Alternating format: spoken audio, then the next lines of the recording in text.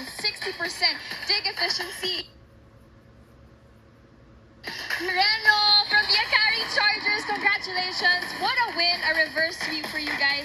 Kamusta? Anong pakiramdam? Of course, the first two sets were a bit of a hassle. It was a bit of a trouble for you guys. Ano yung naging turning point nyo during the third set that made things better for you guys? Sinabi lang namin sa bawat isa na kapitan namin yung set na yon, and then magta-turn around siya if nakuha namin yung set na yon. Yun lang po. And then ikaw, 60% dig efficiency. What makes you so good? What makes you motivated in every game? Siguro yung teammates ko, and then syempre yung baby ko na si Austin.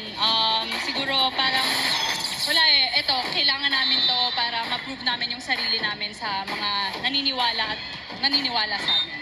And yun nga talaga yung sinasabi ng even the rest of the Chargers, you know, this almost 6-month-long conference, ang dami yung napagdaanan, and you're here, it's the final stretch.